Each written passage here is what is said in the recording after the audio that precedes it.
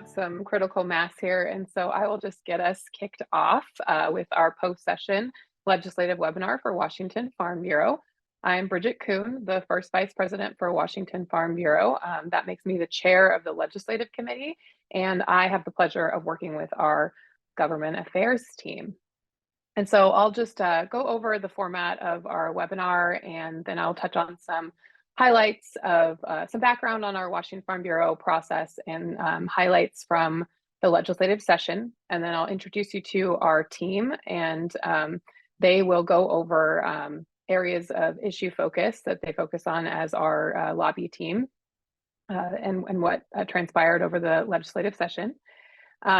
There's an opportunity to ask questions about any bills, about anything moving in the Washington legislative or political process.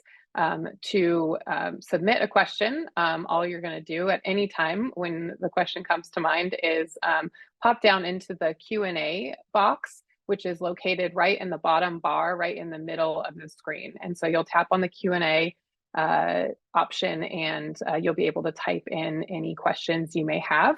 And then after the team has provided their updates, then we'll spend time answering those questions, as well as give a preview of what's to come the rest of the year in 2024 when it comes to legislative or government affairs work and election year happenings. So with that, again, thank you for joining us. Washington Farm Bureau is a nonpartisan agriculture advocacy organization. We are membership based. What is a bit unique about us is that our government affairs work, our lobbying during the legislative session, is informed by our policy process. Every member of Washington Farm Bureau has the opportunity to take part in our policy process through their county farm bureaus. Members identify issues or concerns or opportunities when it comes to ag policy in Washington state, and drive those issues up through our policy process, which culminates at our annual meeting in November, where policy resolutions are considered by the delegate body, and then they are approved and turned into our policy book. So when you look at the legislative session, in this case, we are the second year of a biennium, a short session, but our legislature is very prolific. And so what our team does during the session is really keep an eye on every bill that drops and match that back to whether or not we have policy from our membership that informs our position, and whether we can take a position and activate. So that's kind of the lay of the land of Washington Farm Bureau if you're less familiar. But what's cool is, we really do try to look at some proactive goals each session. And one of our goals, longstanding goals and annual goals, is to continually ramp up participation from our membership, because we are so grassroots based.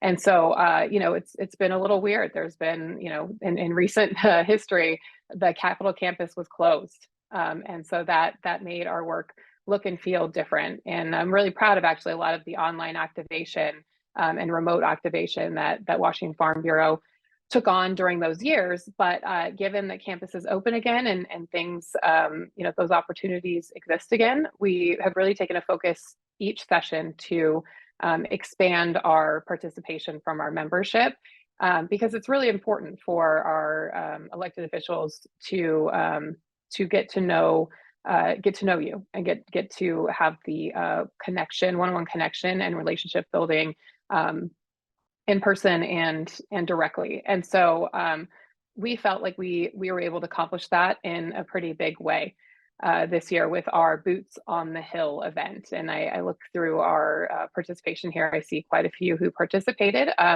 But essentially we had Washington Farm Bureau leaders from our counties, our state board, and our legislative committee join the team to do a few different activities over the course of a couple of days. And, for example, we were able to deliver commodity bags filled with donations from our counties representing Washington agricultural products. And then we also had teams of Washington Farm Bureau members that were participating deploy out across the Capitol that day And we had meetings with 65 legislators in just one day.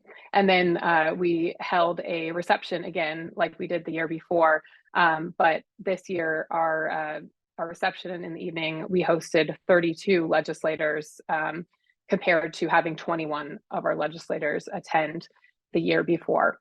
So that was really, I think, a great team effort. And while I'm going to introduce you to our core government affairs team today, you'll get a chance to hear from them directly. An effort like that really is a office-wide effort. And so our Washington Farm Bureau staff joined up with us as grassroots, and the feedback I've received from the folks that attended, as well as legislators and staff that were reached that day, was really really solid. And it was a great example of a team effort. And so the credit where it's due, I was very impressed with what we were able to accomplish and how we truly did build on the success of the year before, but in a really, really significant way.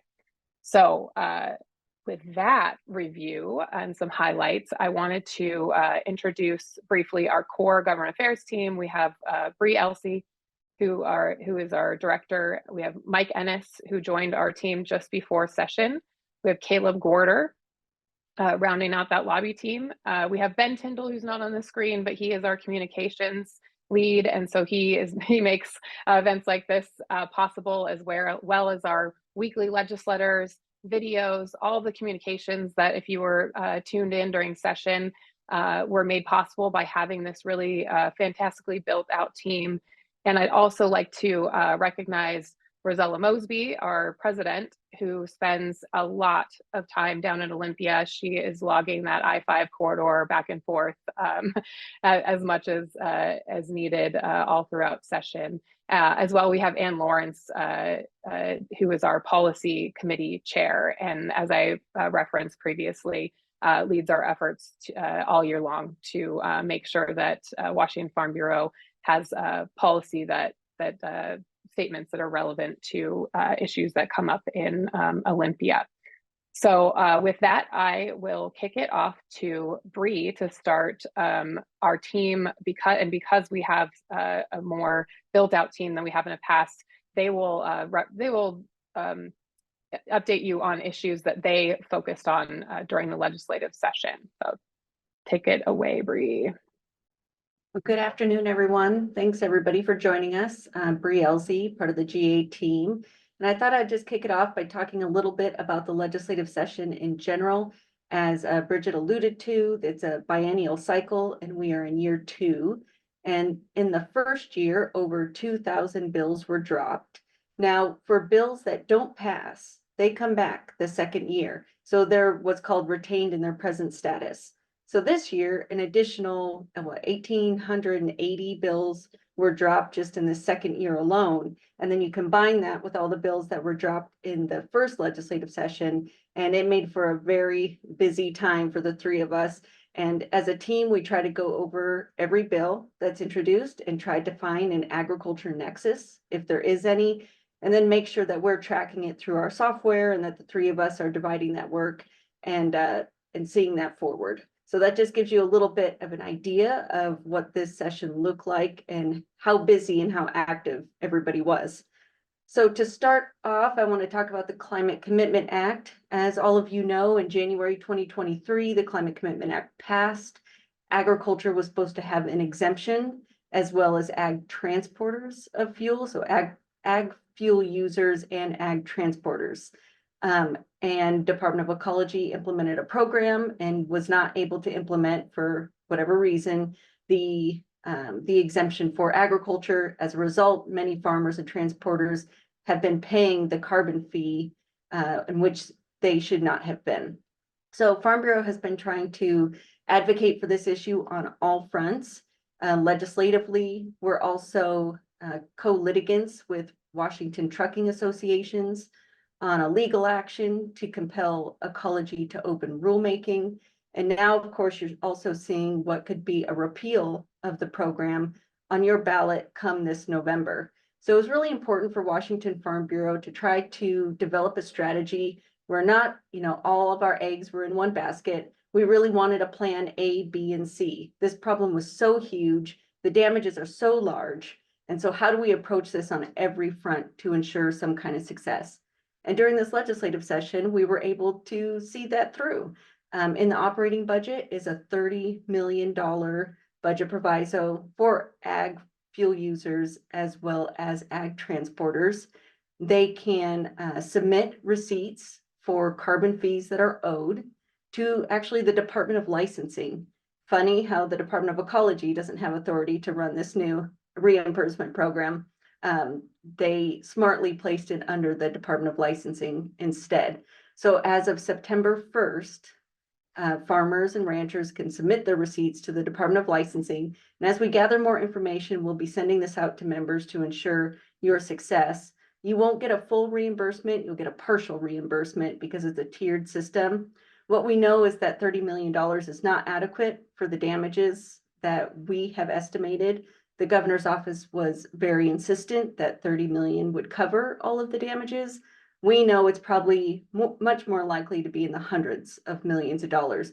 So what I encourage Farm Bureau members to do is submit those receipts as fast as possible. Once that program opens up, I believe that money will get spent almost immediately.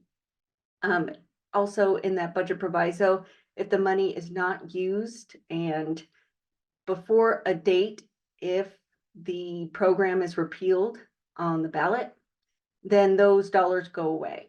So we have just a couple months window in order to spend that money, although I don't believe agriculture is going to struggle to use all of that very rapidly.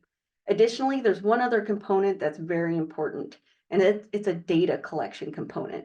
So as you can see, the governor's office believed that $30 million was adequate. Washington Farm Bureau thinks it's probably well over $200 million in damages. So what's the real number here? And as we move into the future, we're really going to want those hard and fast numbers so we can keep appealing to the legislature to make agriculture whole.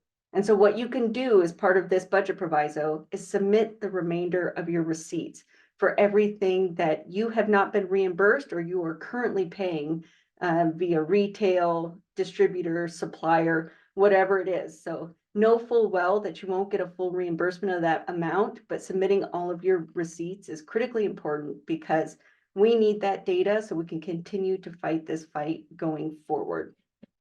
So that's kind of the 3 steps. It's September 1, and then also submitting your receipts and then that partial reimbursement amount. So to shift gears, I want to talk about a labor issue that's unemployment insurance for striking workers. This was labor's #1 priority this year, and they did not get it. This would have been incredibly expensive to offer unemployment insurance to striking workers. As you know, our unemployment insurance system is based on giving relief to workers who lose their job through no fault of their own. Because we've had this fundamental principle in Washington state, our unemployment insurance account has been quite solvent, actually one of the best in the nation as far as not being susceptible to radical changes such as the COVID pandemic. Our system remained in very good standing throughout some of those really big fluctuating moments. This program would be so expensive that it was passed in California, and even Governor Newsom vetoed that legislation. So it just goes to show you that there's even a point where California thinks there's bad policy that's so bad, even they won't pass it. So although this bill died, expect to see this come back next legislative session. Conveniently, we're about to enter into an election cycle that has a big impact on bad policy, typically. As folks are running up for re-election, they don't always want to have these as part of that messaging. And so striking workers was one of those bills that died, probably very likely because of the election cycle. So forward thinking, I want to talk about some things we might anticipate next year. The governmental affairs team had heard that they were going to drop a unionization for farm workers, and we never actually saw that bill come to fruition, and we don't know why. So I imagine that it will be dropped during the next legislative session. I also imagine it'll be based off of California's card check law that passed a couple years ago and was implemented last year. It would authorize unions to have employees sign cards, and then the union would be authorized at that point to enter into collective bargaining on behalf of that ag worker. So we will talk about some of these issues more in depth at a later date. But if you just wanted to kind of look to the future, I recommend everybody look into card check and just do some research as we prepare for what will probably be a pretty big battle next legislative session on a couple of those unionization and labor issues. So additionally, we're going to go through these bills really quickly. Just want to highlight that for members, the Governmental Affairs team and other departments at Washington Farm Bureau host regional meetings across the state. And so although we haven't been able to provide a lot of detail on these bills today, we could talk about this in a lot more depth during those regional meetings. So if your questions for some reason aren't answered today and you're a Farm Bureau member, please be on the lookout for notices on those meetings. Bring your questions there and we'll continue to talk about a variety of other issues and also issues going forward. So just be on the lookout for notices for those meetings. Okay, and with that, Caleb, I think I'll kick it off to you. Absolutely. Thanks, Bree. Overall, I think we are finally starting to have a sigh of relief here at our department now that the legislative session is over. However, we have to keep an eye on those budgets, various policy bills and whatnot to ensure there are no vetoes that are unfavorable to agriculture, but then also enter into those rulemaking periods over the interim and pay attention to some policy that continues to move.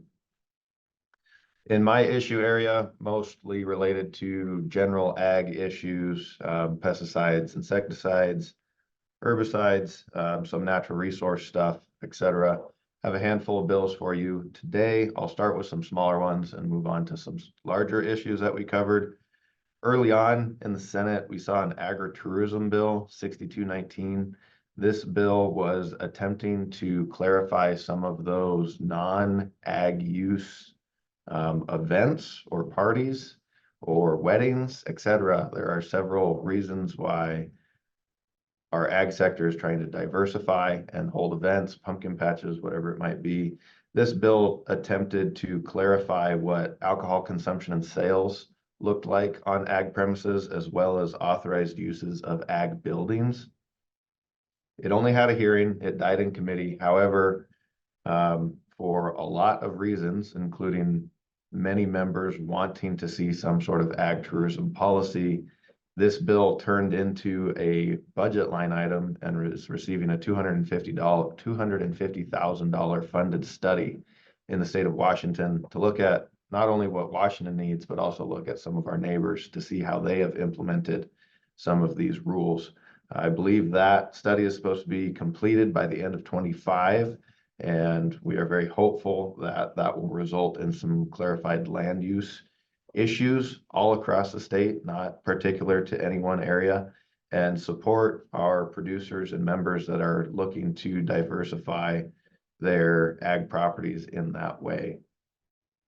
Also up was the neonicotinoid bill 5972. This bill came through Senate Ag, made it all the way across and back again, and has passed. Farm Bureau was highly involved in these negotiations along the way.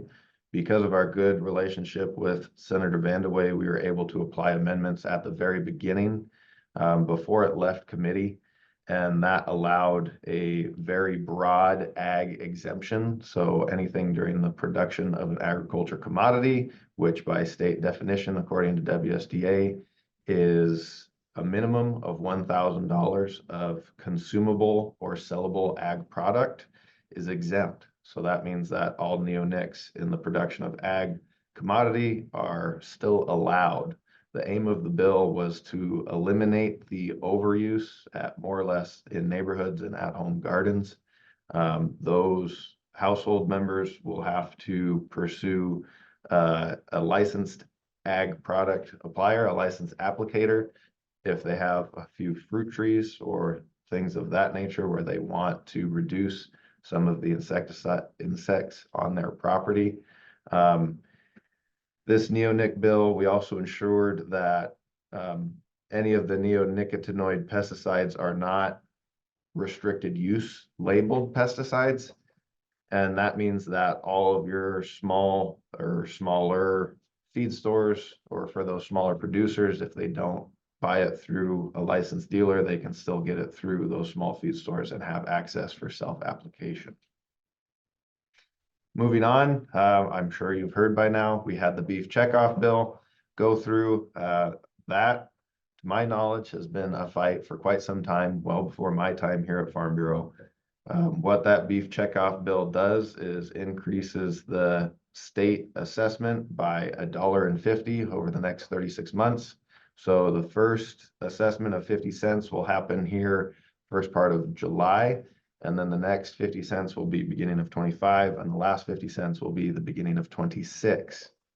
While this is incrementally increased across the industry, there is also going to be an incrementable refund process so that you can apply for a refund on those checkoff dollars that you have to pay at the time of sale.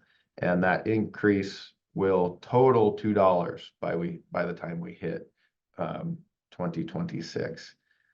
And that was one of the last amendments that happened in House Ag during that bill. And more or less, that is what finally brought all of those cattle producing associations to the table and in agreement.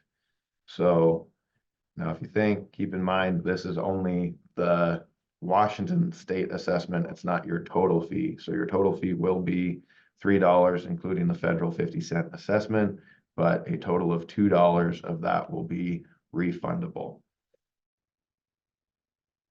And then getting into some of the bills, I had to personally work a little bit harder concerning wildlife, both elk and wolves. On the wolf front, we had 3 bills mainly, House Bill 2424 and 2423, both introduced by Representative Kretz, and then Senate Bill 5939, introduced by Senator Wagner over in the Senate Ag Committee. 5939 had a short life. It did not make it very far. That bill was attempting to allow ranchers, their families, or their employees to take the first wolf that returned to a confirmed predation.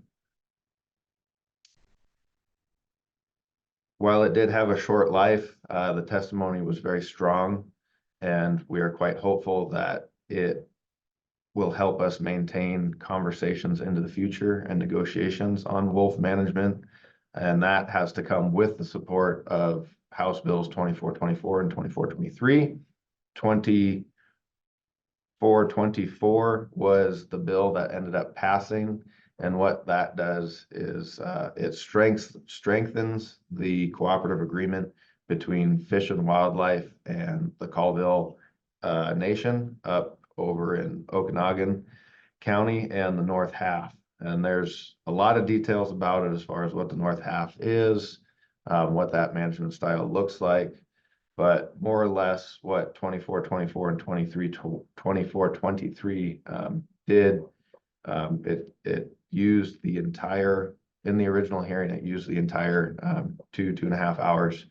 And the testimony is quite powerful. We're suggesting all of our members to go back and watch that testimony. Showed a great potential for co-managers to manage wolves. That includes private landowners, that includes livestock production. And big thanks goes out to Representative Kretz and Representative Chapman for allowing that hearing to proceed in the way it did, because it really leveled the playing field with an understanding that with a assumption or presumption that we all need to work on our wolf management, and any one of our groups, Fish and Wildlife, the tribes, or private landowners may or may not be doing that correctly. And then lastly, we have some elk bills. Senate Bill 5892 was concerning diseased elk up in the Skagit area and wanting to remove hoof rot. That bill had a short life and did not make it out of committee.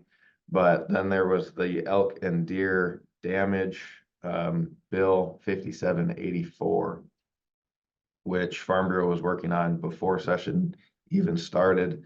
Again, with our great relationship with Senator Vandeweghe, we were able to ensure that that bill was not as damaging as it could have been, but then we also attached a pilot program to the bill. That pilot program will be in the South Central region of Fish and Wildlife's territories, which is the Kittitas and Yakima counties. Concerning those elk herds, that caller program is up to 30 callers, and then a data share agreement with farmers so they can check in at times to see where those elk are moving. The intention of that pilot program is when you see the migration data point to data point through a few days, you'll have an idea if those elk are moving toward your property. And then ideally you can go and haze those elk before they cross your property line, before they damage the crop, before they damage the fence line, etc. That pilot program will wrap up at the end of 2028. It's a 3-year program. And we're looking forward to what that data is going to reveal. Through that process, there was introductions. Obviously myself, I haven't been around for too long, but Representative Dent had myself, him, and the Yakima Nations meet in his office to discuss what further amendments could look like and should look like. So small compromises were made, but the Yakima tribes will have the opportunity to work within that pilot program as well. But also through that process, myself, Bree, and President Mosby met with the Stillaguamish tribe as well, as they were seeking amendments to the bill. And that became the line in the sand for Farm Bureau, where we were not willing to give up any more from what we already had in that bill. It was still quite a productive conversation. There was acknowledgement on both sides that we would like to continue working together moving forward to help ensure outcomes best for all parties and all private landowners, farmers, etc. And as we continue to discuss wildlife management, elk, wolves, etc., there's the idea of a statewide elk management policy being put in place. That's been handed off from Representative Lekanoff to Representative Dent now. And with the conversations we had this last session and working with Fish and Wildlife, we're looking forward to those conversations continuing to see how we can have these damages reduced, no matter what type of wildlife damage it is on farmers' land while in agriculture production. That's all I have, so I'll go ahead and toss it off to Mike.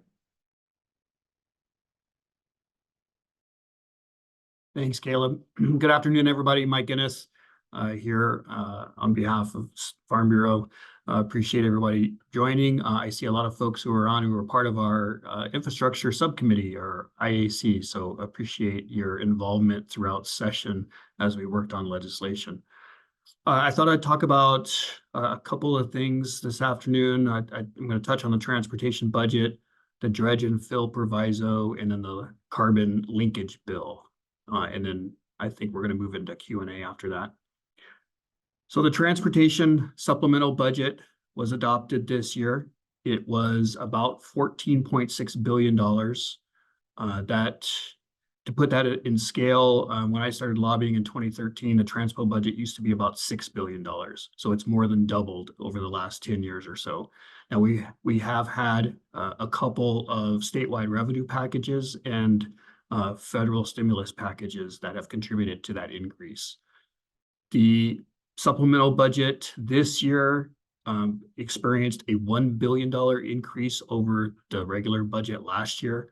A portion of that came from federal reappropriations, an additional $340 million from the CCA fund, and then an additional $300 million from the Move Ahead Washington package as well. Overall, traditional revenues, which includes gas taxes, are down about $56 million this year compared to last year. That's important because all the estimates looking forward outside over the next 6-year horizon show revenues down significantly across the board. What I think the legislature is positioning for is a statewide revenue package, probably next year.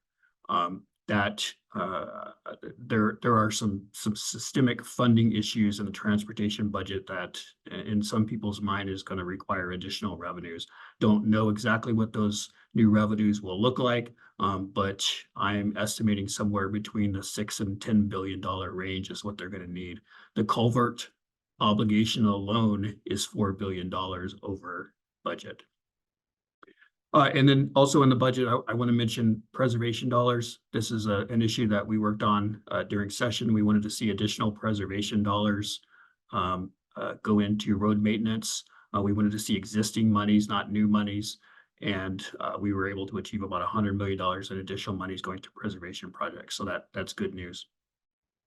I'll move into the dredge and fill proviso. You heard a lot of noise from Farm Bureau and others as session neared the end about this dredge and fill proviso. We activated our membership in opposition to it.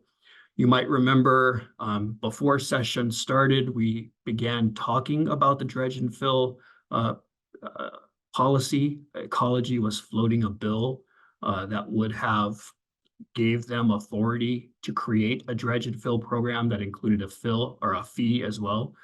Ecology ended up not dropping that bill, and so we went through session with no legislation. As the budgets got introduced, we found a proviso in the operating budget that would have authorized Ecology to enter into rulemaking to create a dredge and fill program and fee, and it gave them about $2.5 million to do that. Many in the ag community were opposed to that proviso, and we began working on amending it. Ultimately, the operating budget did pass, and it did have a proviso in it, but it looks very different from the original. It does not authorize Ecology, or it does not provide Ecology with any additional authority, which is good news. So it does not give them dredge and fill authority. However, it does provide $2 million in additional funding for Ecology to pursue work that they're already authorized to do. So now this is going to get into a debate on whether Ecology feels like it already has authority to do dredge and fill or not. We'll work with Ecology and watch this funding closely going forward. I have not connected with them yet, so I'm not entirely sure how they're viewing the proviso either. But the good news is they received no additional authority in the budget this year for dredge and fill. The last item I'll touch is the linkage bill, Senate Bill 6058. This bill will potentially link Washington's cap and trade program to the markets in California and Quebec. Most in the regulated community believe this is probably a good idea because it would reduce potentially compliance costs in Washington. However, there's a lot of uncertainty around this particular piece of legislation, and I'll get into it here in a second. The bill that passed did two significant things. One is it increased the individual purchase limit from 10% to 25%, meaning the cap on the number of credits someone could buy was 10%, so they increased it to 25%. This is mostly viewed as a way to contain compliance costs going forward because those costs have been much higher than originally estimated. And then the other piece that it did was it reduce the intensity of biofuels from 40% to 30%. And then if Washington does link with California, it would fully exempt biofuels from the market, which is good news as well. The uncertainty around this bill really revolves around two things. One, the initiative. If the initiative passes, there is a lot of unknowns on what happens with the CCA program and funding that's currently there. There is a null and void clause in this bill that if the initiative passes, it would render this bill dead. And or if a court determines that this bill is an alternative to the initiative, this bill would also die as part of that null and void clause as well. So I think most are expecting a court challenge to the cap and trade program and this bill on whether it is an alternative or not. And ultimately, the court probably will decide on whether it does qualify as an alternative or not. The other piece of uncertainty is whether California agrees to link with Washington or not. It is uncertain, even though the bill passed, that California would agree to link. And if they did agree to link, you likely wouldn't see any effect of that policy until at least 2027. Most think that California will not want to link with Washington because we would act as a drag on their system. Our costs are much higher than theirs, so it doesn't give them a lot of incentive to want to join with us. Looking forward, we are having a couple of rulemakings that we're participating in. One is the adjudication of Whatcom County. Ecology is about to send a summons to all water users within that jurisdiction that are not on a public water supply. They estimate about 20,000 users are going to receive that summons. An adjudication is a very long process. Ecology is estimating probably take more than 10 years to complete the adjudication in Whatcom County. But they are going to start that process this summer, and those water users are going to receive a summons. So I anticipate that we'll have a lot of members in that area with a lot of questions on how to respond to such a thing. We're also participating in the riparian work group. That group has been meeting for about 1.5 years, and they're expected to release a report later this year, which will include a lot of recommendations on how to handle riparian wetlands and protecting those areas.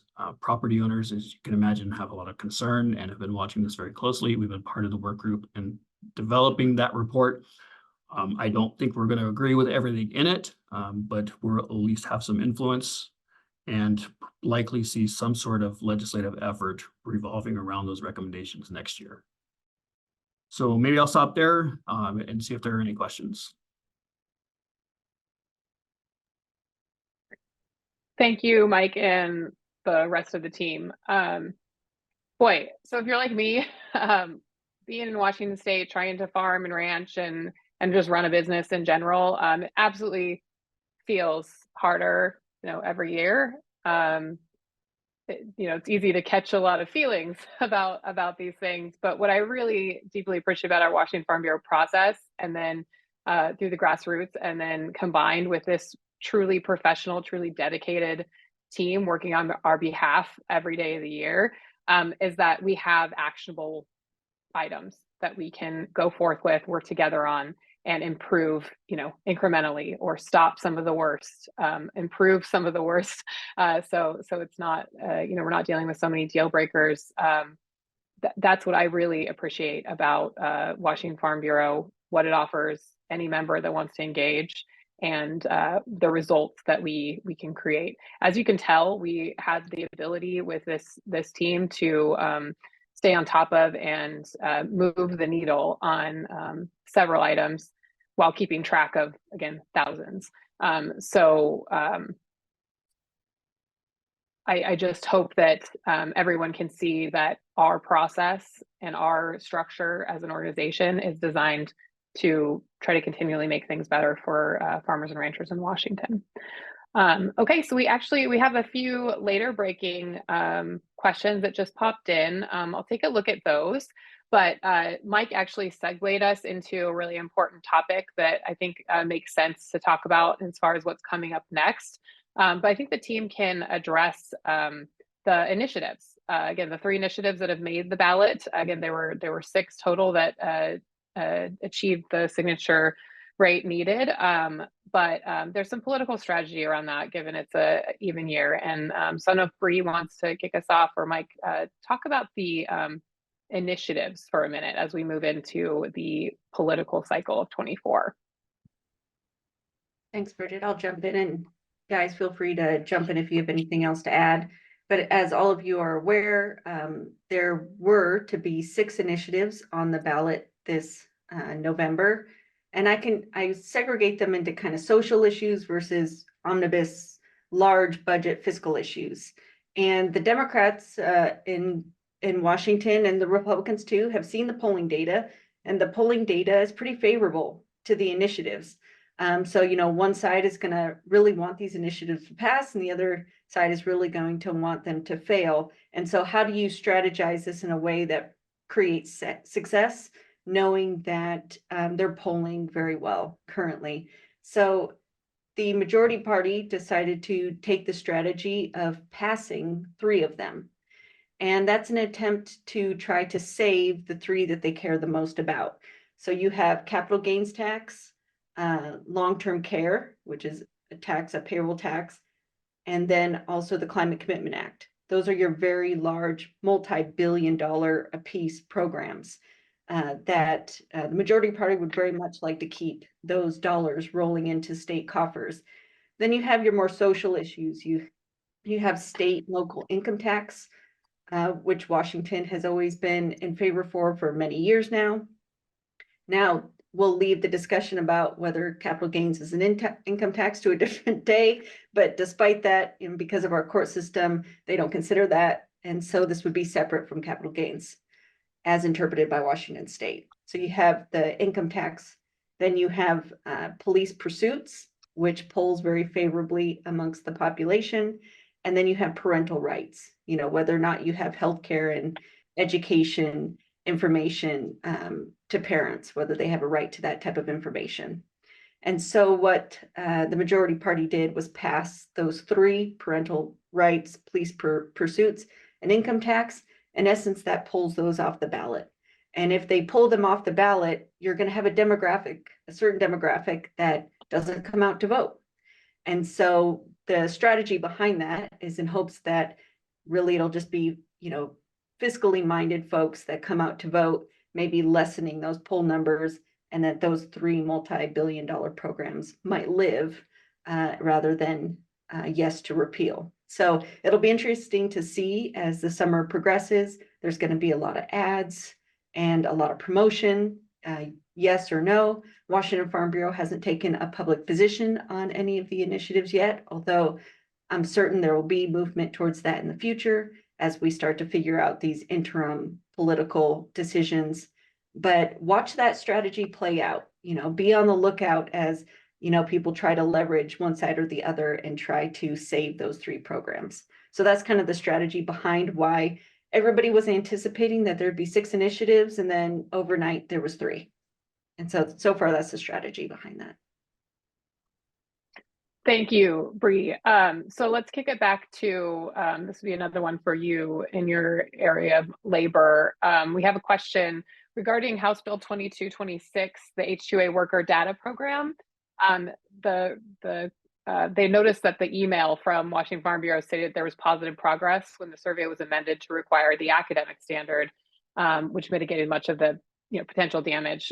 Talk a little bit about that bill and what that actually means. Now, this one was a fun one for me, but legislator was pretty brief on it because I know everybody doesn't want to talk at length about survey methodology and its impact on statistics. So we kept it pretty brief in legislator, but I'm glad you teed it up because I would love nothing more than to talk about this. So the original bill requested an employee survey. What we know is that the state of Washington voluntarily already performs an employer and an employee survey. And if the employer survey is done correctly, if it meets a certain survey methodology standard, a threshold, then the federal government can use that to help determine wage rates. Washington has always performed this survey incredibly poorly. It suffers from self-selection bias and all sorts of pitfalls that come with survey methodology if not performed. And you don't have enough people replying to the survey. You need a broad sample, things like that. So this bill comes before us that requests an additional employee survey, but it has no standard for what that is. And I'm not going to impugn motive, but somebody obviously requested this bill to procure this data, to do something with that data. And I imagine if agriculture wasn't stakeholdered, it's probably not to our benefit that it go forward in its current form. And so we utilized the help of Senator Vandeweghe. We didn't have the votes to kill the bill, but we were able to make an argument that if you're going to do a survey at the cost of $500,000 per year, it should have some type of academic standards similar to those that an employer would have to follow if they were going to go and submit data to the wage survey. And that the bill currently did not have any academic standards. It was basically an opinion poll is all it was. And so what happens to a bunch of data that's collected that amounts to nothing more than just an opinion poll? That becomes pretty dangerous to whoever uses that data, because it's really not any kind of subsample of the industry that's usable at that point. And so Senator Van de Weyck helped us by dropping an amendment that required a survey methodology standard that is one that's widely accepted by folks who specialize, so statisticians who specialize in survey methodology for unknown populations. So it's best practices for unknown populations. And this isn't just a small threshold. I mean, the details in which they will have to employ this requires an entire textbook.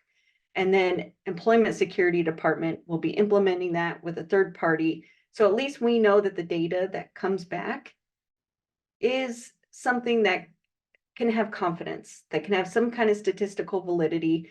Therefore, the data that's collected should not be as damaging to agriculture, because it really should, at the end of the day, if it's held to that standard, be reflective of the data that employers are already submitting.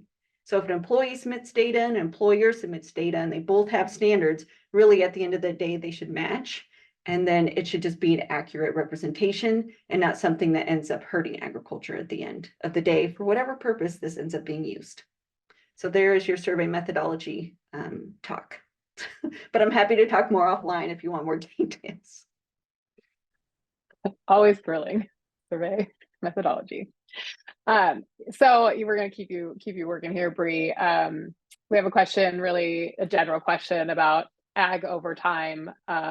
Why is it so hard to convince lawmakers that this is so devastating to small farms, you know, such as orchards? So I figured if we have a minute here, we can talk a little bit about what transpired on the ag overtime conversation during session.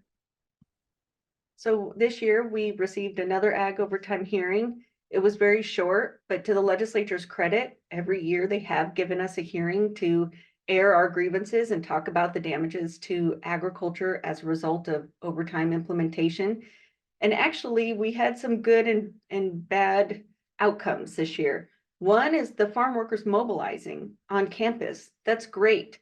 I think we're the only state in the nation that really utilizes both farmers and farm workers as part of that narrative that says this is hurting everybody. This doesn't just hurt farmers, this hurts farm workers. Everybody needs to be at the table talking about this. So when I talk to other states in the nation, they really look to Washington and some of the conversations and strategies that we've employed to keep this issue alive. And so there's been a break because I know that it feels like we're just beating our head against a wall, and for some reason facts just aren't resonating. But Senator Saldana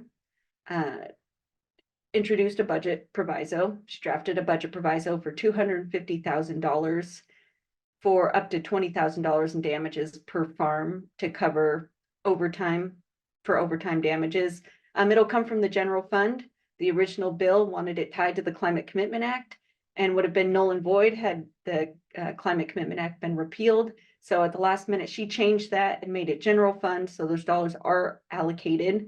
The downside is that's what I call a laughable number. If you apply that at $20,000, that's just 12 and a half farms. That obviously isn't going to solve the crisis, the multi-billion-dollar crisis that we're experiencing because of agriculture overtime. However, and I always look at the silver lining for everything, it is an acknowledgement by the legislature that there is a problem. And that's the first crack in the wall that we've needed to really say, okay, we have an acknowledgement. Now are we sitting down and talking? Now are we trying to develop a plan for the future? And we've never, in the last 3 years, had 1 ounce of movement besides hearings that really said we acknowledge there's a problem. So I'm going to focus on the positive, not the fact that the amount is very small, but just focus on the fact that now this is a conversation we can continue and build on and work on together, because that means everybody is now acknowledging that there's a problem. Thanks, Bree. Yeah, I'll say that anybody who caught that hearing this session that we weren't sure we'd even get, it was really powerful. We put that to work through communications directly to the legislature and the media to raise the volume on this issue, and it also invoked media quotes from Democrats acknowledging that there should be some more work done with ag on this issue. Thanks for touching on that. And then this next question is maybe a little kind of broad, but maybe someone from the team wants to take, is there anything on the horizon to address the Washington State estate tax, such as changing its reference so we can adjust for inflation? Maybe the team has some updates on conversations around estate tax.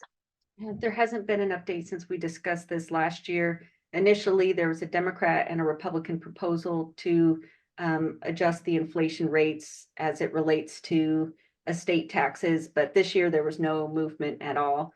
So it'll take some stakeholdering if we're going to get a coalition together to really address this issue in earnest. Short sessions are always hard to address issues like that, but I don't see this issue being done for the future, but it just wasn't a high enough priority for the legislature during this legislative session. Thanks for that.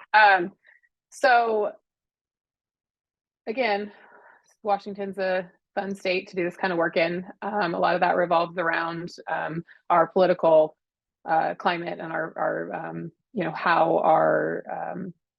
how both chambers are situated in terms of political representation. And so this is an even year, and we thought this could be a great opportunity as the team, of course, pays very close attention to some of the announcements being made about retirements or members of the legislature that are shifting their focus on other offices. I think the team figured it would be a good opportunity to update everyone on what some of the political shuffle may look like this election year.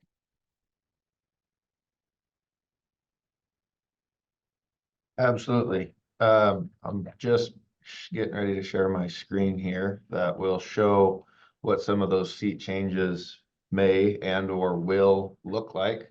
Hopefully you can all see that now. On the left-hand side is a total running list. Those are just seat changes. But as we distill that down, there's a handful of representatives that are just running for the Senate seat in their district, looking to switch chambers. There is a significant list starting to add up of those that are just retiring. And then there's also a handful of legislators that are running for other public offices within the state and or running for a couple of federal positions as well. So it's a little bit of a change. I did look back a few years ago. This list is not as long as it was after 2022, I believe, but obviously we still have quite a bit of time before people do announce to retire and or move on, and quite a ways away before primary season.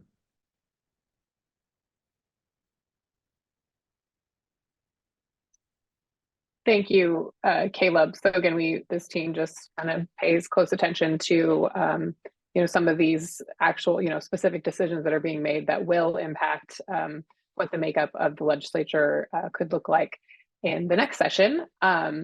And so with that, what I will do is just briefly touch on where we go from here in terms of Farm Bureau and how we engaged with Washington Farm Bureau in the interim and during an election year like this. And so later this month, we will do what we call the policy handoff with our policy committee contemporaries. Our team, like over the legislative session, we've tried to recently look at some potential areas of opportunity or gaps in our Washington Farm Bureau policy. The team really tries to stay very close to the guidance of Washington Farm Bureau members and the policy book. And so if we identify areas that could be a little bit soft in terms of what we can actually accomplish. We tend to, kind of give the policy committee some potential opportunities for strengthening our book that way, and then it's up to the counties and the grassroots process to take it away from there. But then for the legislative committee, we're doing a couple of things. We're again reviewing the vote records of all legislators and coming up with our scorecard that the committee will be engaged in. And then we're able to publish through our Washington Farm Bureau publications and communications. So folks can actually see how legislators performed in terms of supporting agricultural interests. And then we'll also be reviewing recommendations from the team for Legislator of the Year. Those awards, one each for the House and Senate, they're really reserved for legislators that went above and beyond, helped us with important objectives, usually when it came at a cost to them politically or legislatively, and really were helping agriculture when they didn't have to. And then our candidate evaluation committees at the county level are forming for the primary and the general. And that is where recommendations to our state PAC committee for endorsements will be moving through the process this spring. We've tried to make sure those calendars are workable, but also have us conduct our business in a way that is makes our decisions and makes our statements on these candidates and support of those who are in support of agriculture more relevant and more valuable. And so if you're engaged with your county farm bureau, you should be looking for opportunities to get involved through the PAC process. And yeah, so other resources that you should keep an eye out for in terms of our communications is, as the team mentioned, with rulemaking cycles coming up in the interim, we have the In the Loop email, which is not a weekly like legislator. It's really we send it out when there are relevant rulemakings and deadlines where members can participate in the public comment process. Always feel free and reach out to the team when you may read about some of these processes in the media, or you review some of our Washington Farm Bureau communications. If you have questions or you're feel uniquely led to get involved, if you have some relevant kind of case study as these rules or regulations relate back to how you're operating, that is what our team needs to be more successful, to have more impactful conversations with lawmakers and regulators. And so we just always encourage you to reach out to the team. With that, I want to make sure, Bree, Caleb, Mike, if I've forgotten anything important, please add it. And then otherwise, we're bumping up on 1 o'clock, and we'd love to give you your day back. I think we covered it. Looks like we're good. Again, thank you to everyone who got involved this session, and feel free to reach out if you have any additional questions or needs. Have a good one.